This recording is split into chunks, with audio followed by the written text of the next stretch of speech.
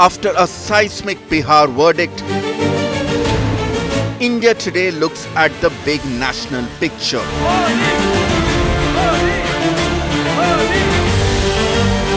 Is the BJP poll machine now unstoppable? Is the Congress back to square one?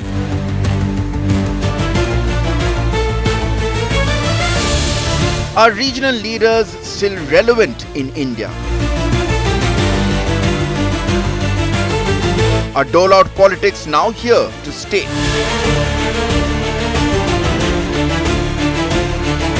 Is the Mahila vote bigger than caste or religion now?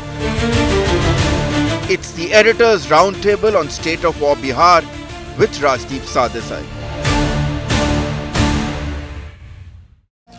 Hello and welcome to this India Today special roundtable. The battle for Bihar is done and dusted, and literally so. The BJP, JDU, LJP, NDA alliance has scored a thumping victory.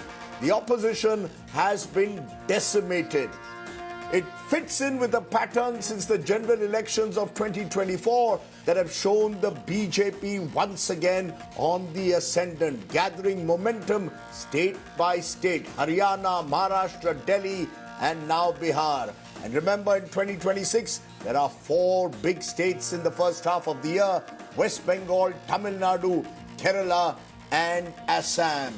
Prime Minister Modi has already sounded the bugle for those elections, saying the BJP is going to move into these states. For the opposition, therefore, this is a major challenge.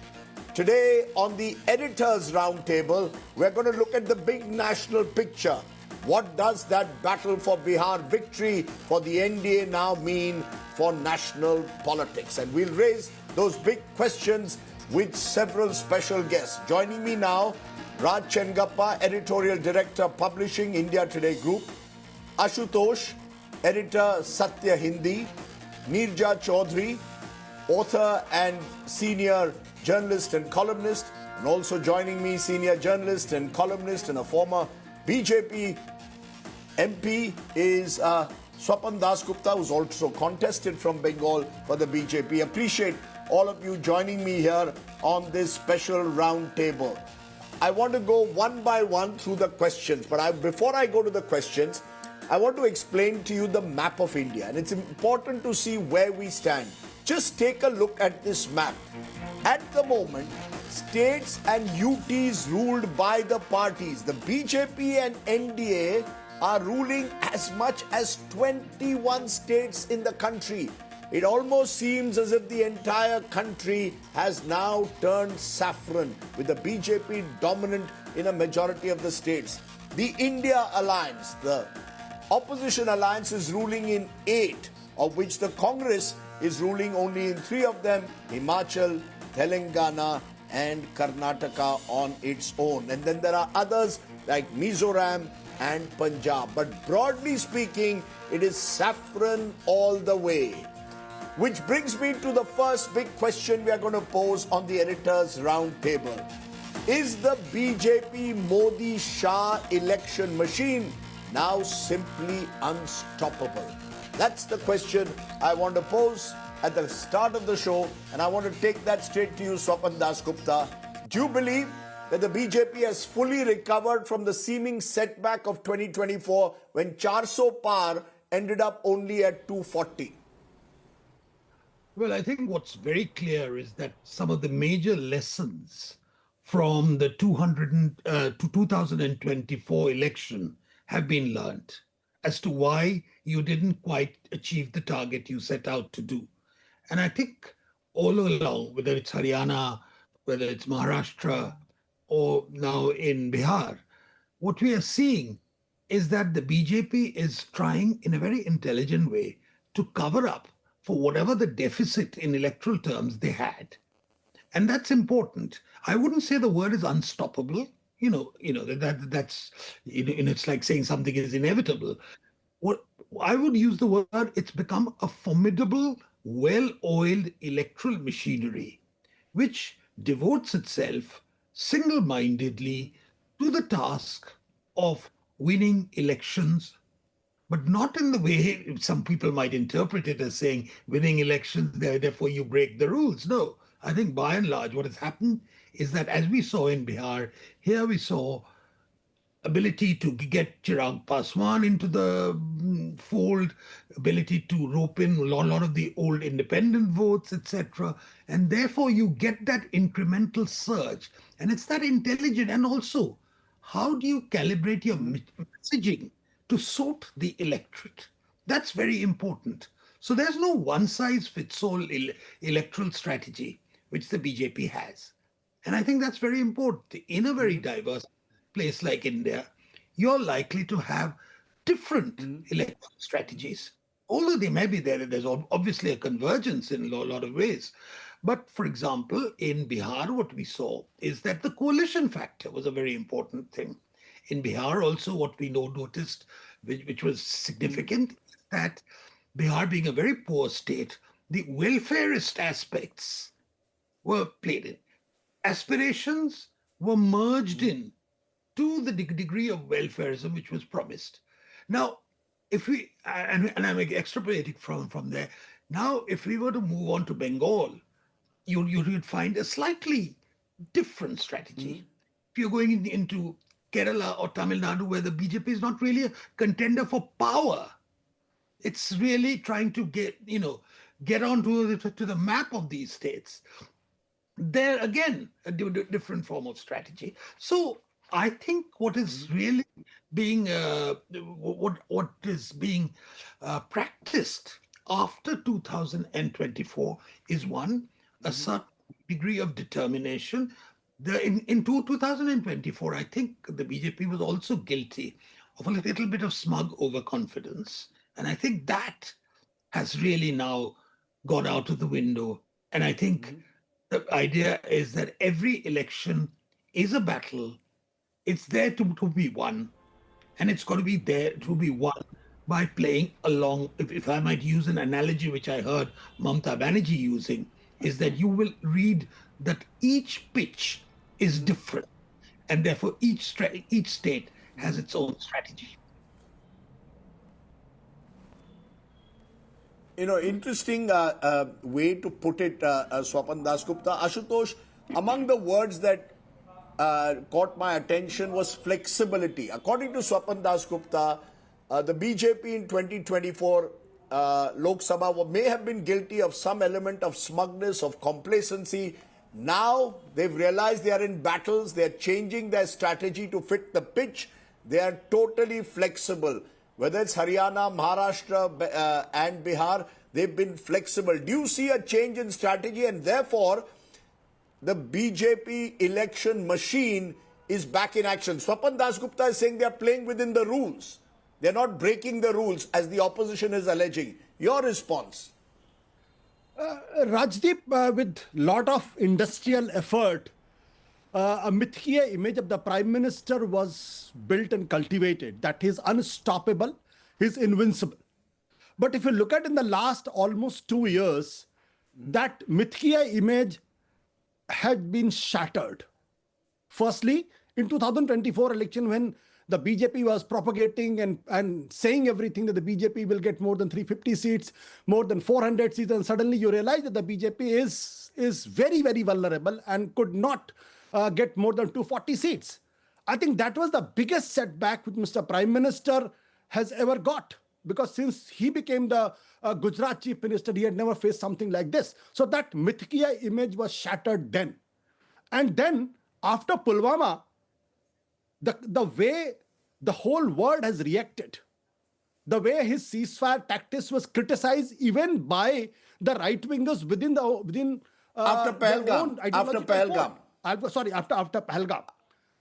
And then the way the Prime Minister found himself totally isolated at the global platform. And above all, the way his dear friend Mr. Donald Trump was trying to embarrass him every now and then.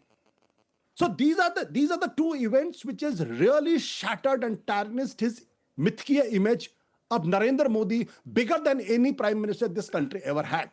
Now, what this Bihar election No, but the has fact done, is, the election machine. But Ashutosh, I'm focusing on election machine. Haryana, most people expected them to lose. They won. Maharashtra, the BJP itself won 90% of the seats. They got Delhi back from Arvind Kejriwal after 10 years, and now they win again more than 90% of the seats. So the machine, the election machine is back. See, Rajdeep, I was coming to Bihar. What Bihar has done, and the massive victory which the NDA has brought back Mr. Narendra Modi's old mojo. Now he's back to his original arrogant self. His speech yesterday was a classic example the way he was trying to target Congress. Now the issue is, this time the electoral machine is working. There's no doubt about it, but with a caveat, and the caveat is vote chori. That was never said earlier. The before 2024 parliament elections, electoral machine was all about the management, the micromanagement, and everything done. But now there are the serious question mark in a large section of the population, and they believe the election could be rigged. I have no information, so I am not vouching for that. But that suspicion is there. So yes, election machine is working with such greater efficacy that in Haryana, where nobody thought the BJP could win, they won the elections. In Maharashtra, when everybody thought the BJP will get a beating, they got more than 2/3 seats. Unimaginable success rate there. And now the similar thing in Bihar, when every journalist was talking about the exit pollster was saying कि कांटे की टक्कर है, जबरदस्त लड़ाई है, NDA को edge है, but getting more than 200 seats. So is it because of the electoral machine? Is it because of the new beast which the BJP has invented in itself, or is it because of something else? Okay, you're again and again raising the issue of possible malpractices. Now, I want to say this upfront. I was among those who said the BJP or the NDA was well ahead in Bihar. I'm not surprised by Bihar at all. Maybe the margin of winning over 200 seats will surprise, but I anticipated 160 plus. It was very clear in the field that the NDA was well ahead. But Neerja Choudhury, you've heard two different viewpoints already. You've had Ashutosh saying that there are question marks over the credibility of the election process, that Mr. Modi's larger-than-life image has been dented since 2024, even though he may be winning elections. And you've got Swapan Dasgupta who's saying that the BJP has got its mojo back. Where does the truth lie according to you? Is it somewhere between these two extremes? Or is it very clear that the BJP is India's party number one, Mr. Modi, Neta number one? Well, there is little doubt about that, Rajdeep, as we sit here and talk on November 15th. Yes, Narendra Modi is leader number one. BJP is, as you said, the NDA is in power in 21 states of India. So there is no doubting about that. As far as 2024, it gave a window of opportunity to the opposition for reasons that had much to do with the internal tussle within the BJP, particularly in Uttar Pradesh, with Yogi Adityanath, with the RSS, and with the Dalits pulling back, which helped the opposition parties. Yes, they were down to 240 Lok Sabha seats, but they were very quick to learn the lessons, as Swapan said, and they are very quick always to course correct. Now that is something that the opposition parties and the India bloc of parties has not done. They have not learned the lessons from Haryana. They have not learned the lessons from Maharashtra. They have not learned the lessons from Delhi. I don't know whether they learned the lessons from Bihar, which I agree with you. Many people who went to the ground and heard voices about the election being about Nitish Kumar this time. It was like, sympathy, it was appreciation, it was the word used many times to me by people was Shraddha for what he'd done for Bihar, and now that he was ailing and he was getting on. So they were appreciative. So it's not surprising that Nitish Kumar became the generic word for the NDA. I heard, Dalit women say we are voting Nitish, even though the NDA candidate in their area was from the LJP Ramvilas party, Chirag Paswan's party. So he became a generic word this time. But yes, the scale of the victory, that has surprised. You're right, many people. But Yes. others say, does it have to do with the 10% surge in the voters, the 9% women voters, the difference between the male and the female this time, the female voters being 9% more, and women voters were a very convinced lot this time in Bihar. They were rooting for Nitish Kumar for the 10,000, Right. the 10,000 rupees. 1.5 crore of them, remember, had got in their bank accounts. And these are Jivika Didis. Jivika Didis are trained to be motivators of others. So they would have motivated many more people. So there was all this Right. happening. Is it because of that? Or is it, as Ashutosh says, yes, I've heard many voices also, people saying, could this really happen? Was this really fixed? It has created doubts in the minds of some people. So I think we will have to, I hope the Election Commission will go into this and clarify, because we cannot have a question mark against our elections. Our democracy is too precious for that Right. to really happen. But I would say overall, yes, the state of the ruling alliance, which is good, and the state of the opposition, which is not very good. That's also a fact of life today. I think what is very clear is Bihar in many ways was, we can call it the Nemo victory, Nitish Kumar and Narendra Modi almost working as a double engine. But in Bihar, in a state elections, this was certainly in many ways Nitish's election, particularly when contrasted with the opposition. So should we read this election victory on the back of Maharashtra, Haryana and Delhi, Raj Chengappa, to suggest that the BJP election machine is back? Or is it, as Swapan Dasgupta put it, that the BJP has now realized we will play on different pitches differently? In Bihar, we will play on the Nitish Kumar pitch. In Maharashtra, we will take an Eknath Shinde along with us. In Haryana, we will ensure that we consolidate possibly our caste vote bank there. In Delhi, you will play on a more urban pitch and target Arvind Kejriwal. Or is it the BJP's ability to, as its critics say, Sam, Dam, Danda, Bhed, do whatever it takes to win an election? What Swapan says is flexibility. Critics will say Sam, Dam, Danda, Bhed. Rajdeep, there's no doubt it's a highly creditable win for the NDA and an astonishing win in many senses. You were right. You did talk of the NDA having an edge. And to me, I remember you said they are the much ahead also. And one didn't expect this kind of numbers that were there. But let's look, if you analyze and drill down the numbers and you see the percentage of votes, the BJP really hasn't got much more votes than what it had earlier. Fair enough, it is contesting less seats this time, but they're around 20%, which is what they had even last time. Yes. It is Nitish's votes that has moved from 14 to 19%. And if you look at it, they get the combination right this time. The arithmetic, they get it right. Last time, the LJP of Paswan's, Ramvilas Paswan's party, Chirag Paswan leading it, was not part of the NDA at that time. They were part of the NDA, but they fought independently and did not combine in terms of the alliance that they had this time, where they had the seats. Right? So if you see that margin, 5% comes from that. And so, therefore, their overall percentage is pushing past 45%, 46%, whereas the MGB stays at about 38%, which is what they are. And, of course, the RJD moves as remains the single largest party in terms of vote percentage. It doesn't get the seats it got last time. So if you analyze the thought of that, is that the BJP played it correctly in terms of arithmetic, and you like chemistry, which what Neerja was saying, the whole sympathy factor that comes in for Nitish Kumar. Again, surprising for me, because when I covered the Odisha elections, you had a chief minister as popular as Nitish was, had done tremendous amount of work. Naveen Patnaik did, and yet when it came to that, he wasn't getting the kind of numbers that he got. Right. So, I mean, these are interesting sort of comparisons. They need not necessarily hold.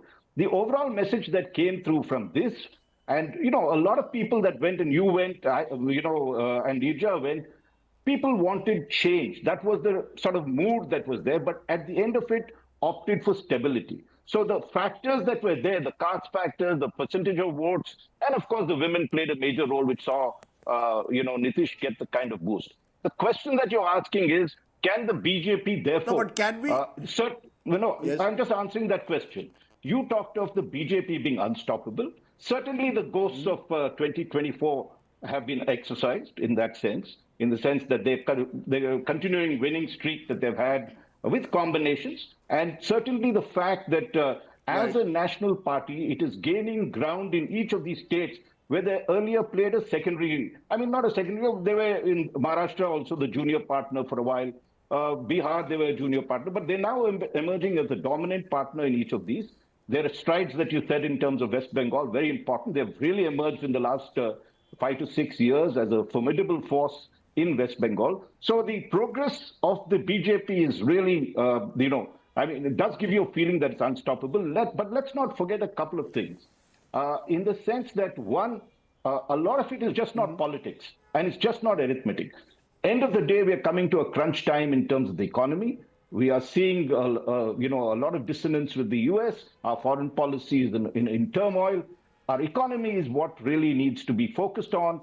And the next 3-4 months are going to be crucial. So I would say that not only have they to get their strategy right, politically their strategy right, but they'll have to get the economy right if they have to keep this winning streak. Okay, before I come to the next question, just a quick intervention, Swapan, on that to conclude this part. As Raj Chengappa put it, the BJP seems overly focused, some believe, on winning elections, and governance takes a back seat. And then just before the elections, you announce cash transfers, cash handouts, and I'll come back to that also later. But that there seems to be a governance deficit, even while it's got its election act back together again. Do you agree with that?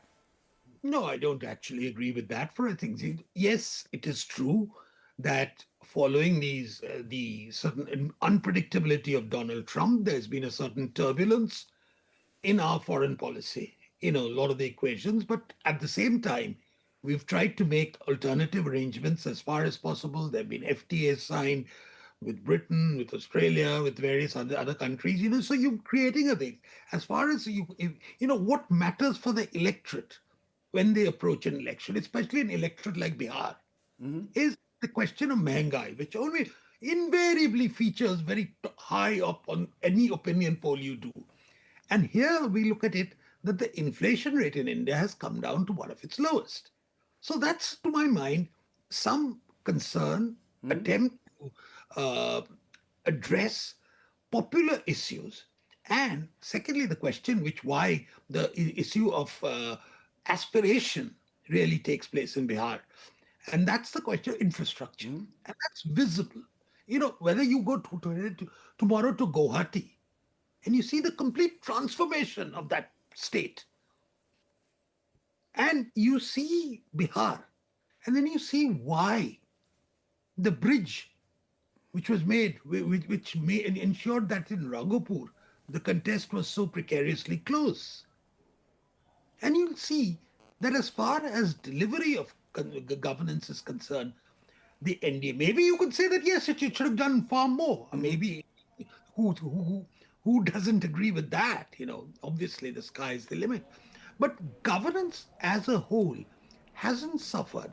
Maybe there are certain areas which probably need a little more thrust. But overall, if you say in the terms of the management of the economy, given the headwinds which India has faced, I think you have to look at it in context. That given those challenges, I think we are not in any way in a crisis. I wouldn't say that we're in a terrific situation. Exporters still, need a lot of encouragement. They are having to grapple with the downturn in the US market for them, etc. There are these issues. But overall, I wouldn't say that there is a feeling in the country that we are drifting, that we've lost our way. I don't think that feeling is there at all. I think what is very clear is that there's I take your point that there is a sense that of stability that has certainly been provided. I think whether there has been enough attention paid to governance issues, particularly in Modi 3.0, is still up in the air. But clearly, as you said, an element of stability, physical infrastructure is a major issue, especially it was in Bihar, and it could be also next year in states like Assam, particularly roads and electrification. But I want to come to the second question, because you're often only as good or bad as your opponents are. And it brings me to my second question, which is quite simply this. Is the Congress back to square one? And I want you to take that, Ashutosh, right at the outset, because I want to show this map of India 2014. In India 2014, the picture was different. The BJP had just 7 chief ministers, the Congress had 13. Today, the Congress has only 3 chief ministers, Himachal, Telangana and Karnataka. They are allies in Jharkhand and in Tamil Nadu. And the BJP, as I said earlier, is in power or with allies in 21 states. Has the Congress gone back to square one? Maharashtra was once a dominant Congress state. Haryana, everyone expected the Congress to win because of anti-incumbency that was perceived at the time. And here, what is the Congress in Bihar? Down to single digits. Is the Congress again facing some kind of a serious existential crisis when it comes to its failure in elections? It hasn't addressed serious organizational issues. See, Rajdeep, there is no doubt that the opposition and especially the Congress party must be a very demoralized lot today. And there must be a lot of churning going on inside the party itself. Not only about the functioning of the party, not only about the organizational setup of the party, but also about the leadership. There's no doubt about it. Because when you face a defeat of this magnitude, and obviously there are the question mark, and that question has to be answered. And especially the Rahul Gandhi should be questioned and he should answer back. Now, but let's also face the elephant in the room. The elephant in the room is that after the parliament election, what we are witnessing today is basically institutionalization of corruption in the electoral process. A state like Bihar, if I give you the statistics, only 4% people have got more than 50,000 income per month. Only 4. 96% own no vehicle. 6% are graduates in Bihar. 33% or more than 33% people are below poverty line. Now, these are the figures. And there is no anti-incumbency. There is no anger against the Nitish government. Why? Because since Madhya Pradesh election, it has been realized that if you can bribe voters in the last minute and during the parliament election or during the elections, if you can deposit 100 rupees or 2,000 rupees or the 10,000 rupees in their account, then votes are in your favor. This is the brazen corruption. Prime Minister says zero tolerance. Where is the Election Commission? I'm not blaming only BJP. I'm saying that every ruling party will have that added advantage, and every party in the opposition will always have a disadvantage. Because opposition can always promise, but government can always deliver. So where is the level playing field?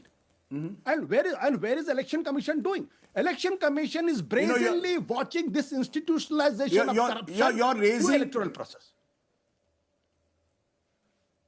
Yes, Rajdeep. You're raising a very, very serious question, and Raj, you take it first, and then I'll go to Neerja, because the truth is, and this was going to be one of my questions, but I'm now bringing it up. These cash transfers that are taking place across states. What has happened in Bihar? 1 week before the model code of conduct, 10,000 rupees given to 1.5 crore women, including while the code of conduct was in place and even just before voting. Now it's going to happen in every state.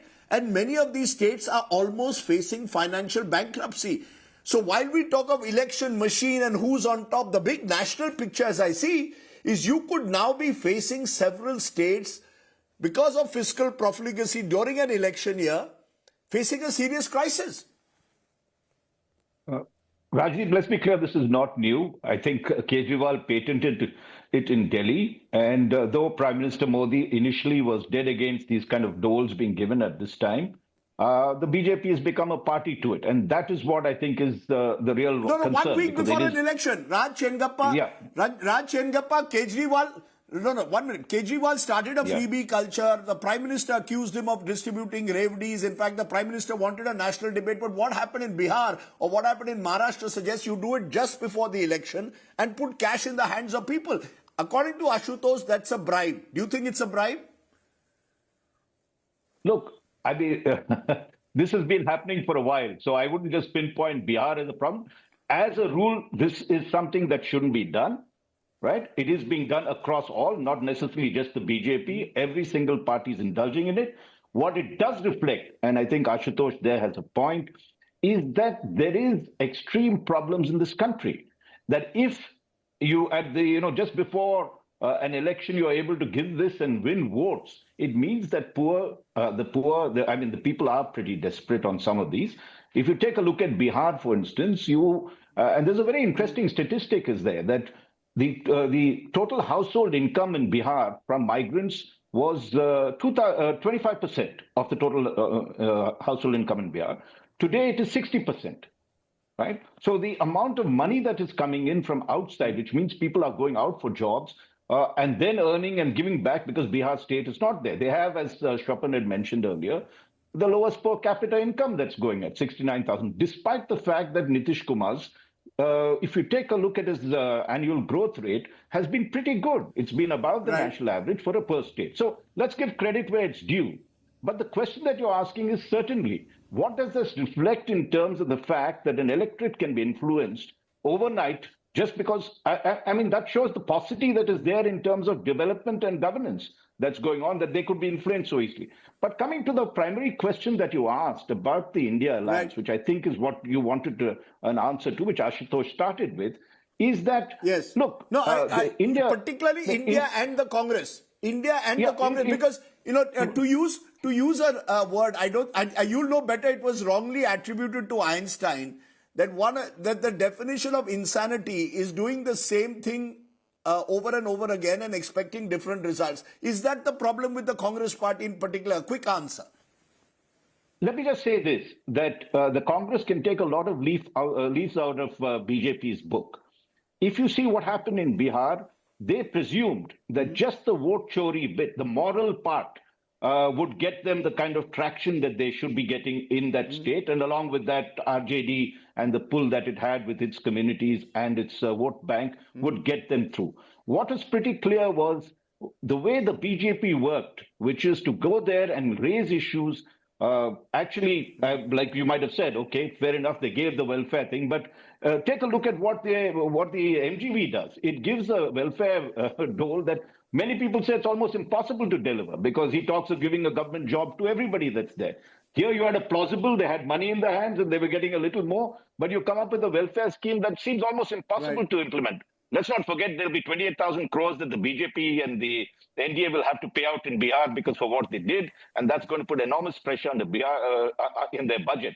But if you look at the way the Congress, how often did Rahul Gandhi and Tejasvi, campaign together? Where was the sense of unity in that whole Mahagathbandhan? It looked like each one were, fighting their own battles that were there, whereas the BJP got its act. There were a lot of differences, no doubt, the ambiguity over Nitish Kumar and the chief minister, but they were able to combine far better, bring out the issues. I think the lessons that they have to do is, apart from, there is no doubt the moral stand is right? You cannot have democracy being stolen from us. And therefore, the Congress has got a good plank. I mean, credit to Rahul Gandhi for what he's doing in terms of exposing a lot of these. But he has to come down to local issues. And that's where they don't really work out. You have to have a coherent strategy. You have to tell the people that you can deliver on these things. And look, they missed a brilliant chance. You had anti-incumbency. You had a chief minister who apparently had failing health. And therefore, that was, something they could have cashed. You had a young face. You could have had the whole generational change that you wanted to do, and there was a mood for change. That they couldn't do this, I think, is a lesson that they have to learn. That they have to fight like the BJP does. Every election matters. You cannot take it casually. You cannot say that, oh, I've done this and therefore it just happened. Right. But the fact is, Neerja Choudhury, it's the way the BJP has framed the debate between them and the opposition. In Bihar, for example, the Prime Minister framed it at one level as, do you want stability versus Jungle Raj. He framed it as, do you want a meritocracy or do you want dynasty and parivarvad? Raj Chengappa says, why didn't Rahul Gandhi and Tejasvi go together? Good point. But the fact is, the moment they did, the BJP would say, here are the dynasts who are ruling Bihar. Now, all of this, the opposition doesn't seem to have got adequate answers. The India alliance may have misread the 2024 verdict, or certainly the Congress did. They thought they were back on the comeback trail. Did complacency set in the Congress, just as it set in the BJP before 2024? The Congress took the mandate as a mandate for itself, even with 99 seats. And the India alliance is all looking first at its regional interests. Because I want to put this question. Next year, you've got MK Stalin in Tamil Nadu, you've got Mamata Banerjee in Bengal, you've got left versus Congress in Kerala. These regional parties, are they willing to stand by the Congress now? Can the Congress really be a glue or a magnet anymore? Rajdeep, I want to make, in answer to your question, I want to make 3 quick points. One, you got it absolutely right, and I agree with that. The word complacency. The Congress no longer has a fire in its belly. It's peopled by those who have become soft and flabby. I give you 2 examples. Prashant Kishore's Jan Suraj didn't do well, as was expected. But the man went there 3 years ago. He did 2 years of Padyatras, village after village. जैसे उसने कहा, मेरी हड्डियां जल गई. And then he set up this party. 1 year of that party, 243 candidates. Now he may have got some things wrong. He may have overreached. He may have not gone for an alliance. All this is different. But the fact that complete newbie who has no base at all does this in 3 years, he's cut the vote of both sides, both the alliances in 33 constituencies. And he's not I would not dismiss him for the future also. You take the BJP in 2013 in Uttar Pradesh with 10 Lok Sabha seats. 11 months down the line, it had 71 Lok Sabha seats. I've had senior Congress leaders talk to me in 2003, 22 years ago, wring their hands and say what to do about UP. And today that continues to be the phrase, what can we do about UP to revive the Congress? The Congress, strategy, leadership, everything will follow. The Congress does not have the political will. That's the hard truth. As for, whether you can dismiss the opposition, I would not like the Congress or its leadership. No, Neerja Choudhury, the Congress or its leadership. Ashutosh, is it the, ma'am? No, ma'am, is it the Congress or its leadership? Ashutosh mentioned the elephant in the room, according to him, is the capture of institutions by the BJP through money, power, according to Ashutosh. Do you believe the elephant in the room, as far as the opposition is concerned, is Rahul Gandhi? I would not say the elephant in the room is Rahul Gandhi. Today he is accepted as the leader of the Congress party. He is also largely accepted by other opposition parties. The problem may be in his style of functioning. Does he include enough people? Does he give access to leaders? If he goes out of the country or wherever for 2 months after the voter Adhikar Yatra, the decision does not get taken whether the Congress party will project Tejasvi Yadav as his chief ministerial candidate of the Mahagathbandhan. That is left till very, very late. The seat adjustments don't happen. The seat sharing is delayed. And you lose the momentum that you had generated. So it is the style of functioning of Rahul Gandhi, which maybe the Congress needs to look at. But there are not enough people. There are no people who can tell him, look, this is what we need to do. But I would say 2026 may belong to the opposition if they get their act right. You look at Assam, good chance with Gaurav Gogoi in the Congress fighting hard there. Mamata Banerjee is not going to allow the BJP to come into the state very easily. She is going to fight back. Tamil Nadu, Kerala, it could be the opposition's year, provided they get it right. You're saying? You're saying it could be the opposition's ears, which brings me to my next question. Do the regional leaders, because many of the fights of 2026 will be regional, do regional leaders still have relevance? You've got Stalin in Tamil Nadu, Mamta in West Bengal, you've got the left under Pinarayi Vijayan in Kerala. Do you believe, Swapan Dasgupta, you know Bengal better than most? Yesterday, the Prime Minister made it clear the Ganga will run into Ganga Sagar from Bihar and we will move into Bengal. Is it that easy? Or is the pitch in Eden Gardens very different from the pitch in Patna? And therefore, the BJP will have to, in a way, again modify its strategy. Is it possible to really do that, to take on regional? Is it easier for the BJP to take on national parties than regional parties? RJD perhaps an exception there. Well, as you saw in the match against South Africa today, it's been a very, very turning wicket at the Eden Gardens. So I think we can certainly expect that it's not going to be the same pitch, which is going to be, which was there in Patna, which is going to be there in Kolkata. Yes, that's true. Mamata Banerjee is a far more formidable opponent.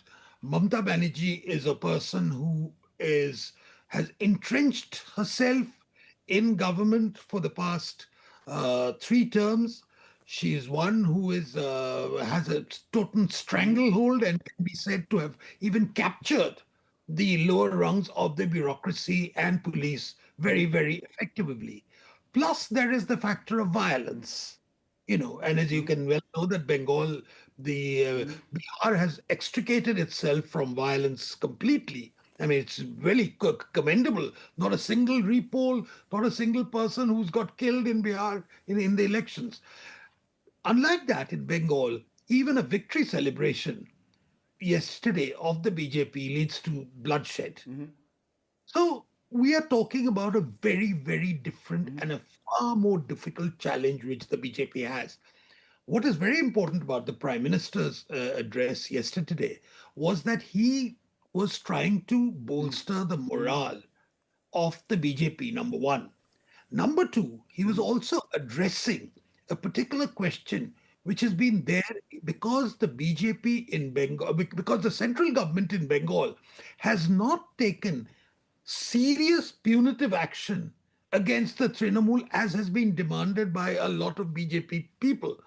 What the Prime Minister was addressing was saying that the idea that BJP is not serious about Bengal is specious. The BJP is very, very serious about Bengal. But that doesn't mean that it's going to be a walkover. I don't think anybody, I think Neerja is quite right. Mamata Banerjee is going to fight every inch of the way. And I think the BJP will have to fight every inch of the way.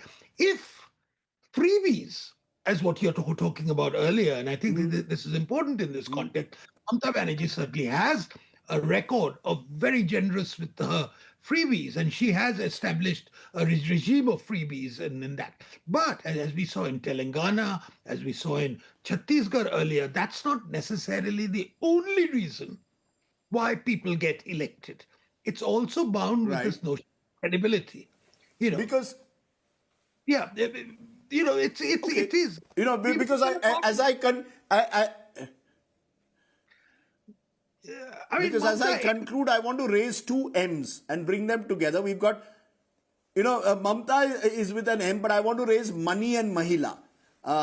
Because many believe that the big national picture, we just discussed it briefly, that you will now have more and more money thrown just before the election. And the Mahila in particular, the woman voter has come here. Ashutosh called it a capture of the state. I want 1 minute each from all of you. You start, Swapan, on that one. There are those who believe that what the BJP has done very cleverly, targeted the Mahila vote, like Mamta herself has done in Bengal, and Jayalalitha did in Tamil Nadu, but also put in a lot of money and resources that they have into election. They have no shortage of resources. Ashutosh calls it a capture of the state and the institutions, including the Election Commission. A quick response as we conclude. I'll go right round the table. Yeah, Mahila might be the Mamata Banerjee may have actually tried to appeal to Mahila section by giving her Lokhir Bhandar, as she calls it, this similar sort of thing, the dole, which has been given income support or call it whatever you want to.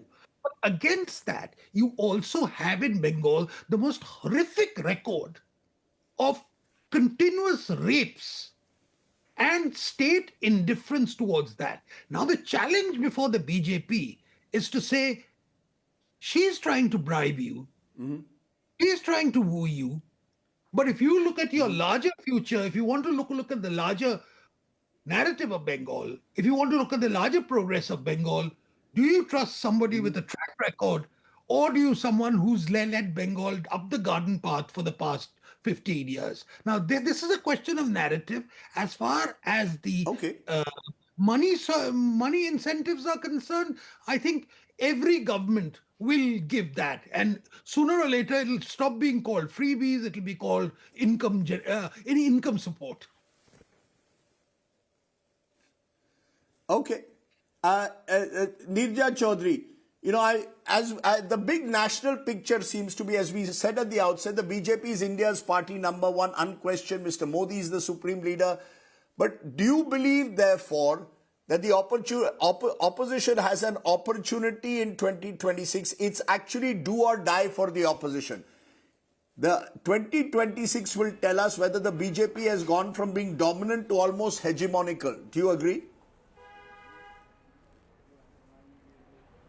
Yes, it could be. If they lose these states where the BJP does not, apart from Assam, Kerala, it should be a given for the Congress. In Tamil Nadu, whether it's the DMK coming back, of course, the BJP is a partner of the ADMK, but whether they can actually make it with Vijay, actor Vijay now, of course, is weakened.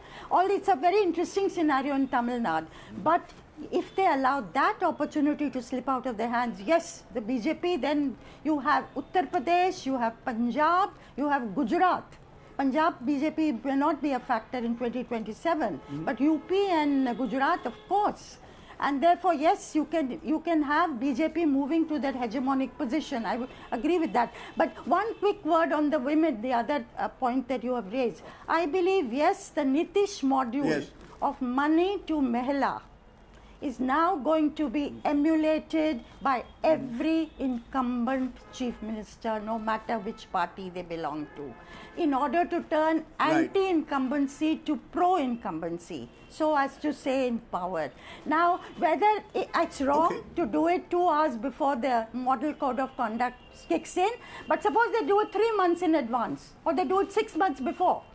What is wrong with empowering women, giving them money so that they can have a tailor, they can have a vegetable shop? It gives them a sense of dignity. Rajdeep, I was shocked this time to go back to a village I'd gone to 45 years ago and to discover that the Musahar women who are at the bottom of the Dalit heap, the 2011 census put their female literacy rate at 1.5%. 1.5% in today's India. So what are we talking about? We have to empower the women of India. I take your point.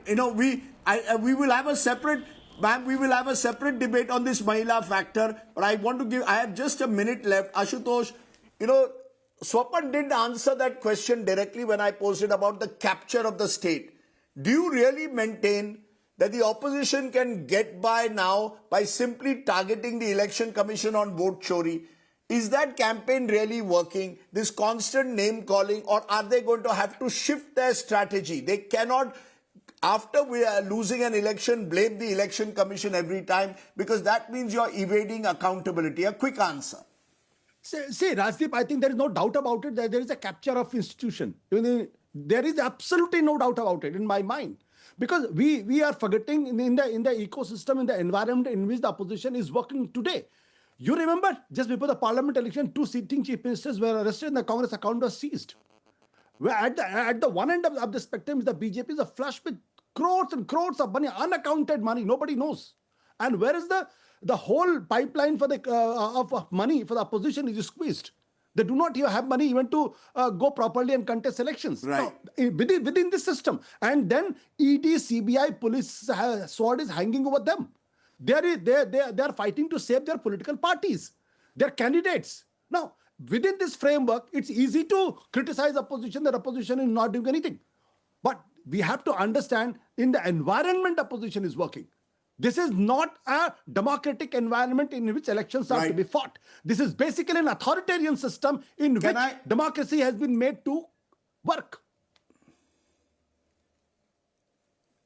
Okay, so I want to give Raj the final word. Are we a democracy in recession? The more the BJP perhaps wins, the more we hurtle towards elected autocracy, is what critics of the Modi-Shah election machine suggest? Or do you believe that's an exaggeration, or as the BJP says, sour grapes? I think it's unfair to them. Okay, they have won elections. Are we a level playing field at all? Look, every ruling party will do what it has to do, but let's give them credit where it's due. They have won their elections, and we can't say all of them were rigged or fixed. So let's give them that. I'll just make two quick points as a conclusion. One, let's not think that the Indian woman was just influenced by this 10,000 rupees. There has been a history of women's development in Bihar, and Nitish, all credit to that. There have been tremendous amount of self-help groups across the country. And I think whatever they're doing on that front is very, very important. My second point is this, that the elections, fair enough, you could get the arithmetic right and whatever it is, but I come to my original point. I think the economy is going to matter next year. We have seen the kind of stress that the economy is in terms of exports. A lot of sectors are hit badly. How they turn this around, whether they reach a deal with the US and other countries and bring the whole economy, the entire global order is being disrupted. Economic things that we did in the past have gone. So I feel the economy is going to be the key that will determine 2026 elections as well.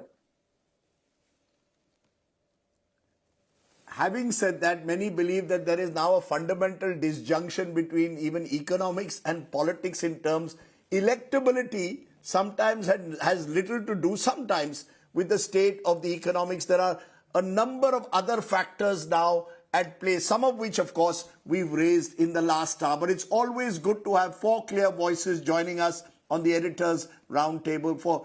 To each of you for joining me on the big national picture after the Bihar battle is over. Thank you very much.